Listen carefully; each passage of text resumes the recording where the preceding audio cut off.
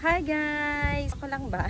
Yung ang init-init pero meron akong gustong gawin. Tapos nagkataon na si Puti, dito daw siya magla-lunch. Sinabi ko na sa kanya yung gusto kong gawin and sabi niya before daw siya umuwi, babaklasin niya na yon. Tapos babalikan niya na lang pagka malilim na. And ayun, tingnan natin kung ano mangyayari. Ano yung feeling nagigil na kayo dun sa bagay na yun pero hindi niyo naman siya magawa mag-isa. Lalo na kasi kailangan ng matangkad. So, kung ako naman yung aakyat, medyo hindi safe. Kaya, sakto dumating si Puti. Habang hinihintay ko siya, andito muna ako sa garden. Tapos, alam nyo ba, mandami kong mga halaman. Nagkakanta hulog-hulog na sila dun sa may patungan nila sa sobrang lakas ng hangin. Hindi mainit, pero grabe naman yung hangin. Yes, ang dami na dito. Tingnan nyo.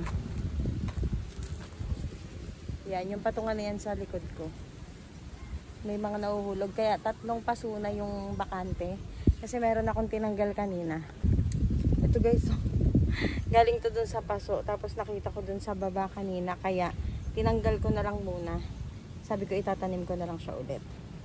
So, nilagay ko muna dito. Tapos diniligan ko. Tapos na yata si Puti. Puntahan ko muna. Nakiusap ko na sa kanya tong pagkakalapitan natin. Itong pinagkakabitan ng ilaw. Na nandito sa bakod na to. Ayan. Nilipat na niya doon sa kabila. Ang bilis ng pangyayari ah. Kinuha ko lang yung phone ko ah. Sige, kahit kami na magbaklas nito mamaya. Ayan na guys. So para nakalinya na siya doon sa bagong bakod. Tapos ito, matatanggal na natin mamaya. Hindi ba kailangan tulong ko, te? Hawakan ko sa taas.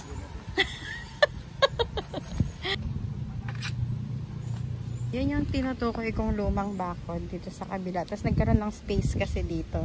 Ngayon, nanilipat na ni Puti dito mismo sa bakod.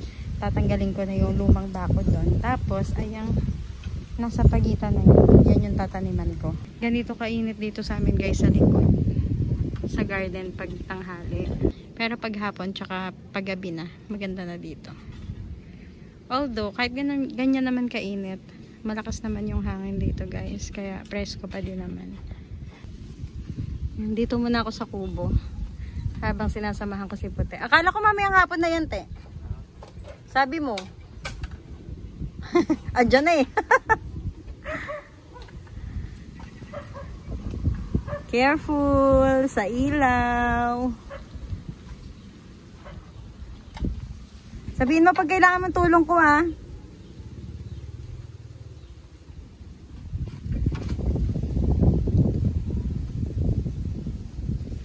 Swerte pa rin kami dito guys kasi may lilim pa rin. Ayan o.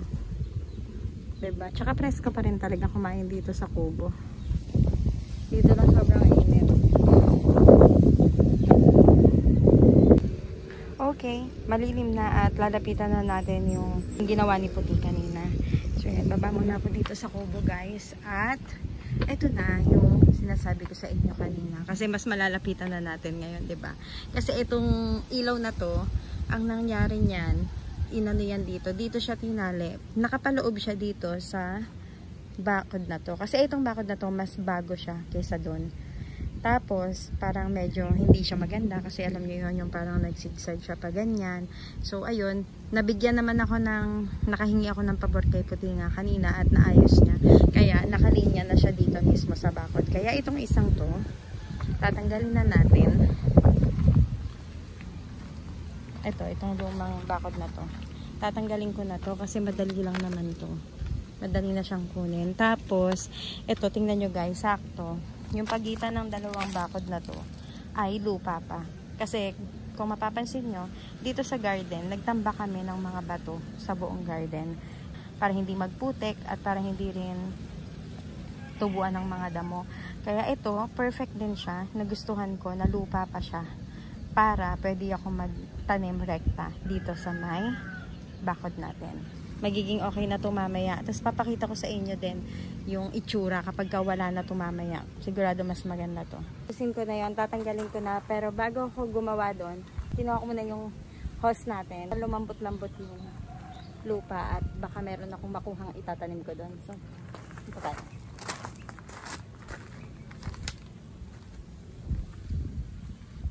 So ayan na guys, isa-isa ko nang tinatanggal yung mga alambre dyan. Gumamit pa ako ng plies kasi ayun nga, mahirap yan kapag minano-mano lang natin. And then later on, na-realize ko na masyado na rin palang malambot yung mga kawayan. Kaya pwede naman na pala siyang diretsong hatak-hatakin na lang katulad nitong ginawa ko sa huli. Kaya medyo natawa rin ako sa sarili ko. Pero ayun nga, mas napabilis naman yung ginawa natin. Guys, may nagdala sa atin ng ano. Ano, papasok ka na? Diretso ka na? Ay, hindi pa ako. Tama.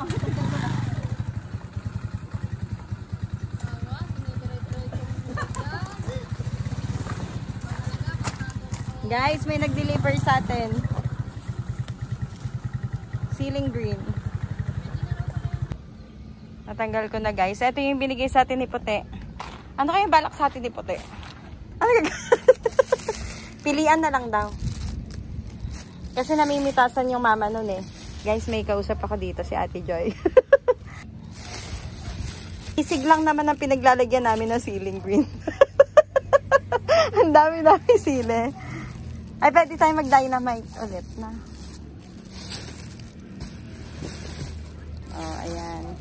Perks lang nasa probinsya. Tanggal ko na yung lumang bakod. Ayun na siya sa kabila. Itong halaman na to, tatanggalin ko na rin muna.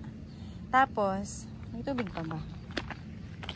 Guys, medyo ano kami talaga dito sa tubig. Ayan, tatanggalin ko na muna tong mga halaman dito para makapagtanim naman ako dito sa gilid. Itong bakod namin na yan, inaayos na yan kanina. Naayos na dun sa kabilang dulo, kaya lang naubusan kami ng alambre. Kaya itutuloy na lang to bukas. Pero pwede naman yan ituloy kahit kung makakapagtaniman ako dito. Pwede yan. Hahanap na lang muna ako ng halaman na itatanim ko dito. Diyan muna yung tubig natin. Guys, ang naisip kong ilagay dito, mahirap pa sa tubig ngayon, tapos super init. Ito yung napili kong ilagay doon, yung spineless cactus natin. Kasi marami pa akong mga ganito, tapos ang bilis-bilis lang nito tumubo. Super. Putol ko lang to galing dito. Ito. Ah! Ayan. Tapos ito yung mga irerekta ko doon sa gilid para kahit hindi ko siya madiligan, okay lang. Tapos ang ganda rin nito pag namulaklak. Balik voice over tayo dito guys kasi hindi ko na kinaya magtanim mag-isa kaya tumawag na ako ng backup. Ayan, nandyan si JP kasi nagpatulong ako na maghukay nung pagtataniman natin ng mga cactus. And dyan sa part na yan, habang naghuhukay siya, ako naman hanap ng mga cactus na itatanim natin dyan. And nilalagay ko na doon sa kung saan siya magbubutas. And dito sa part na to, nagawa ko pang magdilig kasi minsan nga guys ay nawawalan kami ng tubig. So, ginrab ko na yung chance na yan para makapagdilig ako. Hi guys! So ito na yung kinalabasan ng ginawa namin ni JP. Nagpatulong na ako sa pamangkin ko. So ito yung tinutukoy ko dito sa lights. Ayan, mas lumawak siya. Tapos nakalinya na siya dito sa bakod natin. And ayun, sad to say, marami lang tayong mga punding bulb na. Ayan o, kaya medyo hindi na siya ganun kaliwanag. Kaya ayun, kailangan nating makabili ng kapalit niyan. And ayun guys, yung dito kanina ay nagtanim kami ng spineless cactus. Ito yung napili ko kasi kanina naglalakad-lakad ako, tapos naisip ko na kung magtatanim ako dito ng mga halaman na kailangan diligan palagi, baka hindi makasurvive kasi sobrang init ng panahon dito, tapos may shortage kami sa tubig.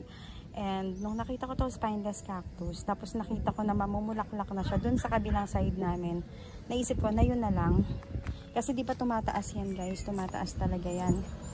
And ayun nga, namumulaklak din siya. Tapos, hindi pa siya required na diligan araw-araw. Kaya sigurado, nabuhay na yan dyan.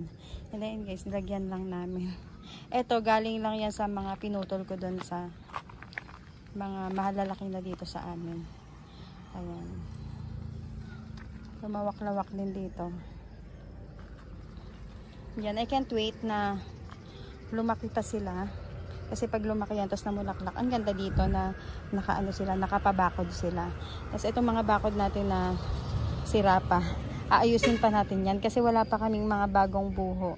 Kaya aanuhin na lang to, gagawa na lang ng paraan. At yung ilaw natin dyan, papunta pupunta na yan dito sa kubo.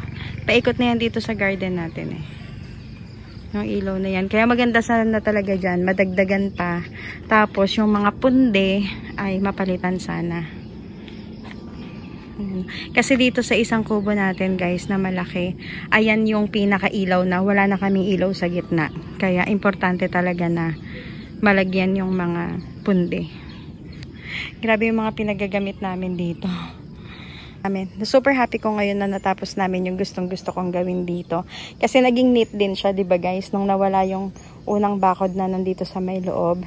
And ayun, hindi na ako magpapakita sa inyo kasi talagang pawis na pawis tayo ngayon.